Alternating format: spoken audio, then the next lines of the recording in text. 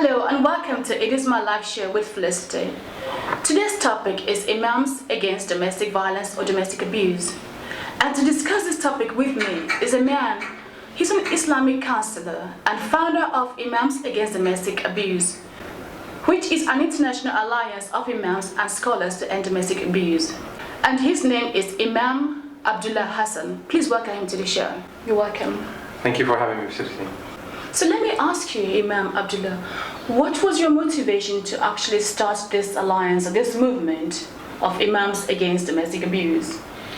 First and foremost, I would like to thank you for inviting me to your show. I think you're doing a great service and educating people about this disease in our society. So I think very, very commendable what you're doing. I think more people need to support you and the efforts that you're doing. Thank you. The reason why I have been involved in this area for the last perhaps 8 to 10 years because I've been an Imam in London, in Manchester, in Peterborough, some cities in the UK. As an Imam, I've witnessed men and women who have come to me for advice regarding domestic abuse. And so I took it upon myself to understand and learn about domestic abuse. One of the main motivation of me being involved in this area for the last 8 to 10 years, I've been an Imam in London, in Manchester, in Peterborough. As an Imam, I would have a lot of people coming to me daily, every day in my surgery and asking for help. Whether it be a couple who's facing domestic abuse, or a wife who's facing domestic abuse, or children, or even a man who's facing domestic abuse. And I took it upon myself to learn about domestic abuse so I can better help the people in my community, in my society. And from an Islamic perspective, from the Quran that I've studied and the prophetic life that I've studied, I've learned, and my teachers encouraged me to always focus on family issues and teach the people about how a husband and wife should live together in a harmonious and tranquil manner. Another motivation, another reason why I got involved in this, because of, unfortunately, in our society, in some mainstream media outlets in the UK, in Europe, in America and other parts of the world, Islam is always in the news in a very negative manner, that Islam encourages violence against women, Islam encourages violence against their wives, women should be submissive and so on and so forth. And I thought, yes, there are some Muslims who behave un-Islamically, there's no doubt, like there are secularists who behave in a wrong way. Mm-hmm. There are Christians, there are Jews. From every religion you have bad apples. Mm-hmm. But when I go to my teachings, my religion, mm-hmm. The Quran and the prophetic statements, I find a different image of harmony, of peace, of tranquility. That husband and wife should live together. Husband and wife have garments for each other. Mm-hmm. They protect each other. They love each other. They comfort each other. So another reason was to really demystify some of the myths surrounding domestic abuse and Islam in the mainstream media. Fantastic. Do you know, I am so happy that you actually made the time to come to this show and, like you said, demystify, because it is a huge problem, and people have used religion so much to oppress people, and it just has to stop. Absolutely. It just has to stop, because there's a verse. I've heard people. I've done a bit of research. There's a quote in the Bible, in the Quran. Sorry, not the Bible, in the Quran, and I'm going to tell you what people say or how people use that. Like you've mentioned now, is in Surah or chapter 4, verse 34. This. I wanted to know, how do you reconcile this quote from the Quran with how some people think that it is okay to beat their wives because they think that that's what this passage is all about? How do you use that and teach people that that's not really what it's about? You just mentioned people living in harmony. Yeah. So first and foremost, what we do at Imams Against Domestic Abuse, we have 3 areas of work. So first and foremost, we raise awareness about domestic abuse in the Muslim community through our Friday sermons, through social media and other outlets. And then we educate. The second work stream is education. So we educate the Muslim community, Imams, scholars, the Muslim community at large, through our sermons, again, through workshops, through writing articles, writing essays, books, through audios and on YouTube videos.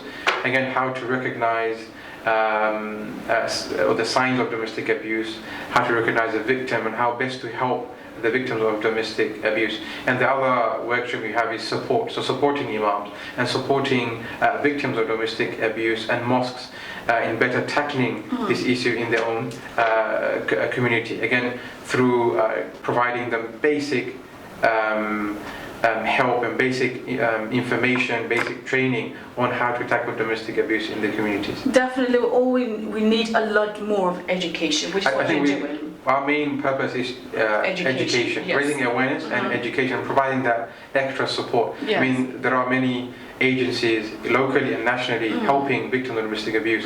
What we do is, whenever we are not able to help practically, then we signpost, refer the victim to the police or the local authorities, or Refuge and Women's Aid and other great charities and agencies that are working up and down the country. So coming back to the particular question or specific verse, abusers abuse regardless. Abusers, they have a psychological impediment. They have mental issues, in my opinion, and they will find anything and to justify their abuse. They will go to the Bible, they go to the Torah, they go to the Quran, they'll go to any books that are out there to justify. In my experience in the last 8 to 10 years, there have been some people who justify abuse through religious teachings because they believe that women should be subservient, submissive in a very negative manner, that women should always be submissive to their husbands or the men. Whereas in the Quran, we have a different picture, a different image. The life of the Prophet Muhammad, peace be upon him, and the Quran actually orders the Muslims or commands the Muslim to follow the example of the Prophet Muhammad, peace be upon him. And we find in the authentic tradition that he never raised a finger against women. He never raised a finger. He was a man, he was a husband, he had wives, and they had, as a human being, he had children, and obviously, human life is full of difficulties, right? And any couple will go through different disputes and challenges, right? But he, peace be upon him, never lifted a finger against children or women. So I'm going to say, anyone out there using this against their wives, you've just heard from the Imam. Yeah, I mean, you've just heard, definitely. This particular verse, there are a number of different interpretations regarding this verse, but in my opinion, this verse where seemingly it instructs the men to physically strike their wives. I believe that this is figurative, is symbolic, meaning that you do whatever in your capacity as a husband or wife to reconcile or to remove yourself from the difficulty, without being abusive, without being violent, without using violence. So this chapter and verse, or this verse, does it refer to the women as well, not just to the men? I mean, this particular verse refers to the men, but there are other verses also refers to the women. So the way we approach, it's very, very important that a lot of people who have a binary understanding of the Quran or the Bible or any other text, even a country's constitution, the law, people can have misinterpret or have binary understanding. So what we do is look at the Quran, look at the prophetic life. The crucial bit is the prophetic life, because the Quran actually instructs that whatever the Prophet does, you do. Whatever he asks you emulate, and whatever he forbids you from, you leave. And we know from his life, peace be upon him, how he treated the women. He gave extra attention to them. He said, treat your women kindly. One of the last, in his final sermon, the Muslims all over the world are celebrating the Hajj, and one of the final sermons that the Prophet Muhammad issued was that, and the final statements he mentioned is that treat the women nicely and kindly. I so totally agree with you. because I know a lot of very nice Muslim people out there. Nice men Muslim. I have a lot of Muslim male friends and women as well. So it's just so wonderful you actually explain this, and I feel so happy. You don't know how happy I am, really, that you are demystifying a lot of this. So let me ask you, are you able to give me an example of a typical couple or person who've come to you who's a Muslim person, come to you for help with abuse in the relationship? I mean, there have been a number of cases that, the last 8-10 years that I've dealt with. Before that, I would like to, if I may, just clarify one more thing, that as I mentioned, one of the motivating factor why I have been involved in this area is because one of the reasons I mentioned, but education, because my faith teaches me that wherever you see an evil, there's a prophetic statement. It said, whenever or wherever you see an evil, you hear of an evil, you see an evil, then you should change it with your hand. If you're not able to, then speak against it. If you're not able to, then hate it at least. That's the least that you can do. I love that. I love that because domestic violence, domestic abuse, it's an evil. It's a disease. Course, yes. It's a cancer. It affects everybody. It affects everybody in the society. Directly or indirectly. In the UK, 1 in 4 women are killed, or 2 women a week are killed. Yes. Right, every week. Yeah. Over 32 men are killed every year. Our government, every year they spend over, and this is a very conservative number. Yes. 23 billion pounds. And this is not the exact approximate, it's a very conservative number, and it could be more than that, definitely. 23 billion pounds. We could spend that on poverty, we can spend that on other things. So, and there are many other stats which are really terrifying, when we look at, another reason, as I mentioned, one of the reasons I got involved in this, because when I put on the news, when I read an article on the newspaper, it's always when a Muslim does something wrong, then Islam is blamed. Yes. And unfortunately, we know from in our own country, in the UK, in Europe, for example, in America, right, where religion does not really play a big part in society in that sense. And religion is more private. Religion is, in your house, in the church, in the mosque. But yet we know that domestic abuse is rampant. It's everywhere. So why do we blame religion when we live in a secular or secular country? Do you think it's not? I don't think it's really blaming religion. It's like, I think that religion a lot of people use religion as an excuse. Absolutely. And that is why it comes back to religion again. Because I'm thinking the best way to actually help people is those who run to the religious leaders. I agree. Once religious leaders are educated and are against domestic abuse, then they will be able to then educate their congregation or their members or the community about this, and that way we'll begin to actually eradicate this, and that's what we're doing right now. As you correctly said, that people, they look up to the Imam, they look up to the priest or vicar, they look up to the rabbis, they look up to religious leaders. Of course. And if the religious leaders,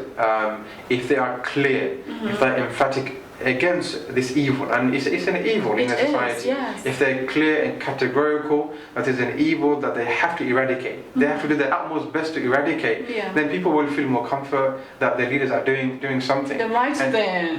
Exactly, and people generally, they do come to the Imam, they come to the priest for advice, for counseling. And one of the reasons we established imams against domestic abuse is because of that people will come to imams, and if the imams are not informed, if the imams are not educated, if the imams are not able to educate men and women in the society and children how to recognize domestic abuse, whether a victim is a person, sometimes they go through life for 5, 10 or 20 years in a relationship, they don't even know that they're in an abusive relationship. Exactly. And it's so true, because you actually said that the thing is, people will come to these faith leaders without going to the police or to organizations to help them. That is why it's crucial. These people actually learn about abuse, the signs, and how to support these people. And like you mentioned earlier, if they're not able to support them, to signpost them to other organizations. I'd like to ask you now, you haven't given me an example, a typical case that somebody has come to you with a case of abuse and what you did, from the Muslim perspective now. I think a number of things. So one case, vividly remember when I got a call, and this particular teenager I could sense that she was in distress. Someone called and she said she ran away from home. She lives in London. She ran away from home. Why? Because the parents, they wanted her to do something that she did not want, and they were actually being very aggressive, very, very aggressive. They have not beaten her yet, but verbally, right, emotionally, mentally, they were suffocating her. So what I did, I sensed that I advised them, you either go to the police, because we don't know what will happen, right?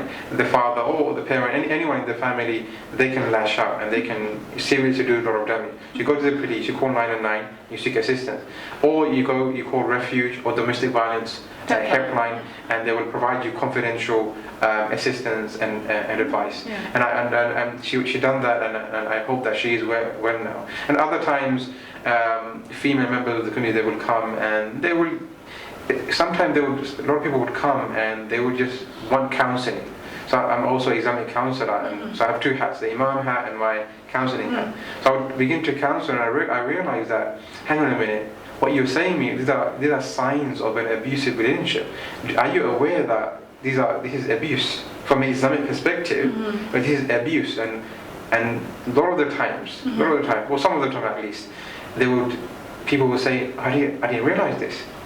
Why am I feeling sad? Why am I feeling despondent? Why am I feeling unhappy? But I said, this is why you're feeling unhappy, because of this. Because you're going through abuse. Exactly. They may not suffer from physical abuse, although I've dealt with cases where people have been, there's one woman who called and she's pregnant and her husband was kicking her. On the stomach?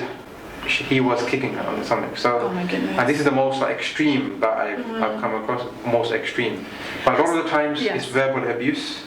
Right? Emotional, mental, psychological, even spiritual abuse, and financial, and also financial abuse. Yeah. Has there been any case where you've had to advise the person who came to you to, you know what, this relationship is not working, you have to leave?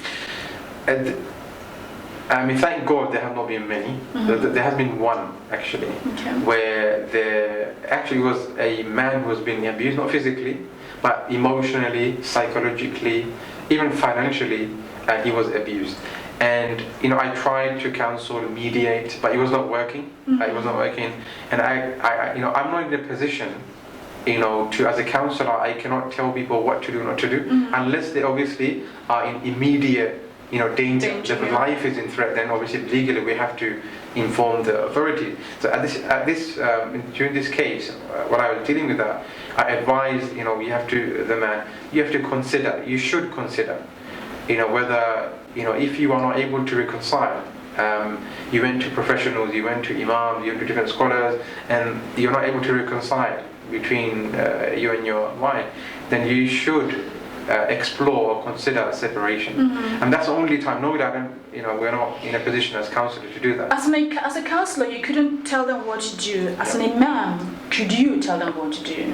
I think again, because I'm an imam and a counselor, sometimes it works hand in hand. So as an imam, as a counselor, as an imam, if I know that this person or this victim, that life is in danger, then I will have legally, morally, spiritually, in a religious perspective, I have to tell them, inform them that you have to remove yourself from the situation. Because some of the people, they think that they have to be patient, right? I'm being abused. Things will get better. Things will always get, the abuser makes promises. The victim believes that my husband loves me. Yes. Makes promises, and he will keep it someday. He will keep it someday, and they believe. And some of them, they actually believe that religion, whether it be Islam, Christianity, or Judaism, religion actually encourages them to be patient in a relationship. So I inform them or educate them that patience is not being in a situation where you're being attacked verbally, physically, or emotionally. Patience in Islam means that you remove yourself from the harm and then you become patient. That's a good thing for people to know. So you don't just sit there and wait to get seriously damaged. God will not come down And take you or take literally away. You have to remove yourself. Obviously, you educate yourself. You get that spiritual, religious, or self-esteem. Yeah. But you have to remove yourself. This is what patience is. Yes. It's not a passive verb. It's an active verb. I love this. I'm loving this. I've got a question, actually, a couple of questions from viewers, see if we can fill that in. And one is, how important do you think sex education is for young children? And what age do you recommend to start getting sex education? And also, what are the challenges? Very quickly. I think very quickly. I think sex education is very important. That we have to teach. We must teach our children about sex, because I mean we live in a society, social media. It's very easy for them to access information in the wrong way. So as parents, as teachers, imams or scholars, we need to provide them, the children, platforms for them to ask the relevant and appropriate question, and we can provide them appropriate answers, right? And answers with wisdom and knowledge. In terms of what age, it's my personal view, not an Islamic view, or anything. It's my personal view is that I think sometimes in our society we begin this very young. I've heard of children where the children are, being taught sex education at the age of 4 or 5, or even, I think in my personal understanding is that I'm not very comfortable with that. But if the experts, the teachers and other experts, if they feel that through empirical studies and whatnot, think that this is the right time, then obviously what am I to say? But my personal view is that it seems to me that maybe a little bit early. So what age would you say recommend? What age do you think for you personally? I think depends on what kind of information that you're providing. Yes. So it could be that from the age of maybe when they began to, because at the age of 3 or 4, they don't know what is right and wrong. I think children, they begin to really begin to understand certain things from the age maybe 9 or 10, 11, around that time. So perhaps at that age you can teach them a little bit about sex education, but as they grow up, the more they become exposed, the more they understand. Basically, it's like you have to keep adding information. Add information, because the more they grow up, right, and the more they're educated in different areas of the world, life, that they'll be exposed to things. So I think you can add them as they grow up. And that's my personal view. Yeah, okay. Now, the other question from a viewer is, why is religious tolerance no longer inculcated in the society today? I think it's a very important question, a very deep question. I think in terms of UK, in terms of Europe, I think one of the reasons is because of ignorance. From Islamic perspective, from the Christian perspective, I don't want to talk on behalf of other communities or Jewish community, but I work with a lot of priests and rabbis. I think it's based on ignorance, and also because of the fear of the other, So protecting one's own identity. I think we are in the UK, for example. One of the things I love about London, I lived in other cities in the UK. I lived in the Middle East and other countries. But one of the things I love about London, I celebrate about London wherever I go, is that diversity that we have. And we have people from all backgrounds, from all religion and no religion. But yeah, obviously there are bad apples and there are issues, challenges. I think generally people in London or the UK at large, I believe that we are a diverse country, a diverse society, and we need to celebrate that. And the more we do that, the more tolerance that we can breed, and the less we do that, we become individually and as collectively as a society more intolerant of each other, because ignorance breeds fear, and fear breeds hatred. Of course, definitely. So let me ask you now, how can people contact you or reach you to learn more about the work you do? Okay, we have a website, Imams Against Domestic Abuse, one word, .org. Imams Against Domestic Abuse.org, and all our contact details are there, email addresses are there, and on our website it has articles. I have my own booklet on the website on the chapter 4:30 for an explanation, my opinion on the particular Surah verse. 4:34. Verse 34. 34. So the listeners or the viewers can read up on that from my, somewhat extensive study on that particular verse, and other information, some of the work that we do in terms of workshops, road shows that we go up in another country at mosques, Islamic centers, and we educate the Muslim community about domestic abuse. And also we're planning a number of initiatives. One exciting initiative that we're planning very soon is to launch a toolkit for imams and scholars and mosques. So this toolkit will provide them basic information about domestic abuse, how to recognize victims or signs of domestic abuse, training for the imams. It will be translated into 4 different languages, in English obviously, in Bengali, in Urdu, in Somali. Initially the launch will be in the UK, and then we will go out to Europe and America and Australia and Canada. Wow, this is a huge project. I wish you good luck with this work and the project. Anywhere we can be of assistance or help, do let us know. Thank you very much for coming. Thank you again, as I said, for having me. I think you're doing a fantastic job. I think more people need to recognize the efforts that you are doing and perhaps support in a way they can. And if imams against domestic abuse, or personally, if I am able to help you in any way, then please do let us know again. But thank you for having me again. Thank you very much for coming. Thank you.